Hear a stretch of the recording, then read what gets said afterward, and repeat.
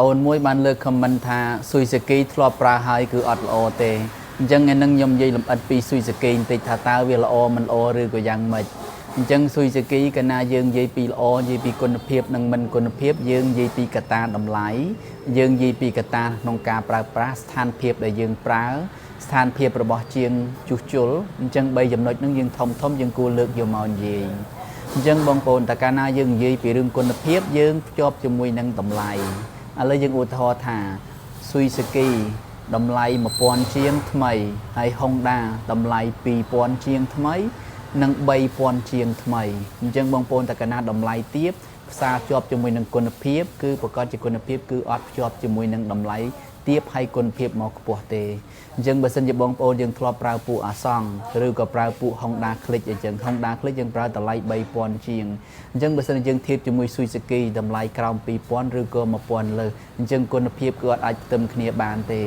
អានឹងចំណុចទី1យើងនិយាយពីកត្តាតម្លៃកត្តាគុណភាពដែលយើងយកមកផ្ទឹមគ្នាចំណុចមួយទៀតយើងនិយាយពីស្ថានភាពនៅក្នុងការប្រើប្រាស់បើយើងទិញ Suzuki យើងប្រើប្រាស់នៅឯណាយើងប្រើប្រាស់នៅក្នុងទីក្រុងអញ្ចឹងយើងគួរប្រើ Suzuki ម៉ូតូម៉ាកអីហើយបើសិនជាយើងប្រើប្រាស់នៅតាមជនបទអញ្ចឹងយើងគួរប្រើ Suzuki ម៉ាកអីអញ្ចឹងបើសិនជាយើងប្រើខុសគោលដៅនៃការប្រើប្រាស់គុណភាពគឺអត់ដូចគ្នាទេហេតុអីឥឡូវម៉ូតូសម្រាប់ជិះទីក្រុងផ្លូវស្រួលស្រួលសម្បូរជាងជួសជុលនិងម៉ូតូសម្រាប់ជិះនៅតាមជនបទផ្លូវរៀងពិបាកបន្តិចជាងគាត់សូវទៅនៅក្នុងការជួសជុលដែរអញ្ចឹងបងប្អូនកន្លែងហ្នឹងយល់មកផ្ទឹមគ្នាគឺផ្ទឹមអត់បានទេណាបងប្អូនដោយសារខុសស្ថានភាពក្នុងការប្រើប្រាស់វាខុសគុណភាពវាប្រើប្រាស់អត់បានយូរដែលយើងថានិយាយថាប្រើមិនកើតប្រើអីវាអាស្រ័យទៅលើកត្តាពីរចំណុចហ្នឹងដែរ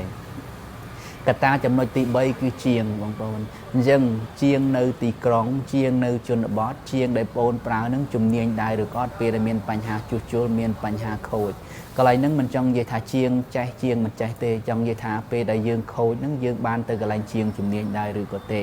អញ្ចឹងជាងជំនាញធ្វើឲ្យប្រើបានយូរប៉ុន្តែចំណាយរៀងថ្លៃដែរអាចអញ្ចឹងទៅជាងមិនជំនាញប្រើអត់បានយូរទេហើយតម្លៃជួនកាលយើងធ្វើរៀងទៀត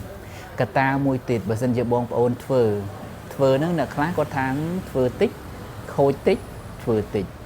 ចាំឲ្យខូចច្រើនតែម្ដងសរុបលុយធ្វើតែម្ដងអញ្ចឹងបើសិនយើងខូចតិចធ្វើតិចអត់សូវជាបញ្ហាទេចាំខូចឲ្យច្រើនតែម្ដងធ្វើតែម្ដងសរុបជួនកាលសរុបទៅវាលើសដើមអញ្ចឹងយើងធ្វើហើយគឺវាអត់ស្អាតដូចមុនទេគុណភាពរបស់វាគឺអត់បានល្អដូចមុនទេអញ្ចឹងបងប្អូនកត្តាទាំង3នេះសំខាន់ណាស់អញ្ចឹងយើងដឹងថា Suzuki យើងប្រើតែមួយទេ Suzuki ប៉ុន្តែយើងអត់ដឹងថា Suzuki វាមានច្រើនម៉ាកណា Suzuki មានច្រើនម៉ាក Honda ក៏មានច្រើនម៉ាកដែរអញ្ចឹងដូចជា Honda Dream Honda Scoopy Honda អាហ្នឹងវាមានបែបផែនក្នុងការប្រើប្រាស់ដូចគ្នាដែរទីតាំងក្នុងការប្រើប្រាស់ដូចគ្នាដែរគោលបំណងក្នុងការប្រើប្រាស់ដូចគ្នាដែរអញ្ចឹងពេលដែលយើងទិញជួនកាលប្រើខុសទិសដៅប្រើខុសទីកន្លែងខុសជាមួយនឹងកត្តាតម្លៃអញ្ចឹងកត្តាគុណភាពយើងយកមកនិយាយគឺវាអត់អាចវាយតម្លៃទៅថាយើងជិះ Suzuki តែមួយមុខ